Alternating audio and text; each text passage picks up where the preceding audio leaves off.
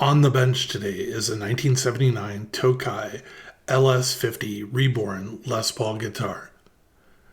In the late 1970s and early 1980s, Japanese guitar manufacturers like Tokai, Greco, and Ibanez began producing incredibly accurate copies of iconic American guitars from manufacturers Fender and Gibson. This period is known as the lawsuit era because the uncanny resemblance and quality often led to actually being sued or threatened to be sued from the original American brands. While Tokai might not have been directly sued in a high-profile court case like Ibanez, they certainly felt the pressure from Gibson's legal threats and the overall climate of the lawsuit era.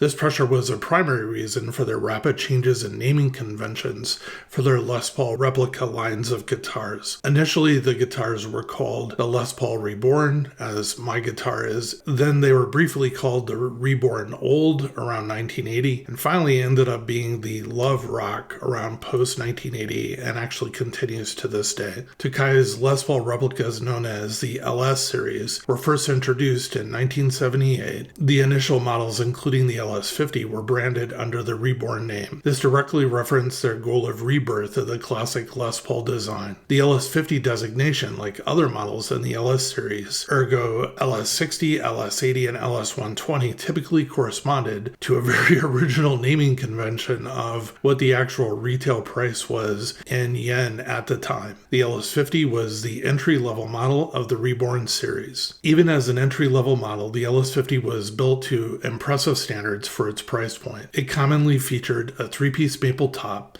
Some higher-end models had 2-piece maple tops, a mahogany back, a set mahogany neck with a rosewood fingerboard, a 50-style C-shaped neck profile.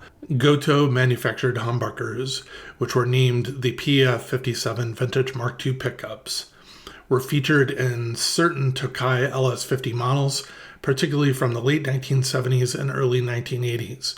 Because they weren't a standalone retail product from Goto under that specific name, detailed technical specs in a standardized format are kind of scarce. Designed to emulate the sound of the original Gibson PAF patent applied for humbuckers from the late 1950s, particularly those found in a 1957 Les Paul. Despite being entry-level, the LS-50 was renowned for its solid construction, accurate shaping, and overall attention to detail. Many enthusiasts consider these early Tokai Les Pauls to rival, and in some cases even surpass, some of Gibson's offerings from the same era in terms of build quality. Here's some of the detailed specifications. The guitar in the video today is a Japanese 1979 Tokai LS-50 Reborn Les Paul. The body is made of mahogany with a finish type of polyurethane. The top is a 3-piece maple top. The neck material is mahogany with a fretboard material of rosewood. The neck profile or shape is a 50s style C shape. The neck thickness at the first fret is 0.885 inches and at the 12th fret 0.985 inches. The overall scale length of the guitar is 24 3/4 inches. The nut width is 1 11/16 inches. The fretboard radius is 12 inches. The frets are medium jumbo. The neck tenon is medium. The original pickups are Alnico humbuckers, ergo the 57 Vintage Mark II that are made by Goto. Measuring for DC resistance, the bridge is 8.15 k ohms. Both pickups are 4.13 k ohms. And the neck pickup is 8.34 k ohms. Measuring for inductance, the bridge is 4.229 henries, both pickups are 2.079 henries, and the neck pickup is 4.221 henries. Tuners are Kluson style tuners. The bridge is a no-wire ABR-1 style, and the tailpiece is a stop bar. My guitar weighs in at 8 pounds and 11.2 ounces, or 3.94625 kilos. You can find specimens of the LS-50 in varying condition for between $900 and $2,000. Retail in 1979 would have been somewhere between $400 and $600. After spending time with and playing the guitar, I now understand why players would say that the LS-50 is an exceedingly faithful iteration of the Les Paul platform. The body and neck is comparable to my Gibson's in quality of build. The original case that came with my guitar is in excellent condition, and the guitar actually came with the original hang tags and truss rod wrench in its little storage bag. Overall, the guitar is just amazingly well made. The finish is beautiful and appealing. The burst finish on my guitar is as good as my Gibson comparable guitar easily. The only negative I would say is the fact that the finish is a poly finish. But if it were not, my 46-year-old guitar would not look like it does today. Like any vintage instrument, the 1979 Tokai LS-50 Reborn Les Paul exhibits typical wear and age-related characteristics, various dings, which are largely confined to the back and body perimeter.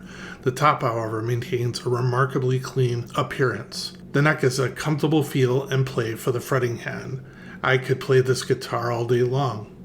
The guitar has perfect balance, and the weight of 8 pounds and 11 ounces, or 3.946 kilos, is phenomenal for a non-chambered Les Paul style guitar.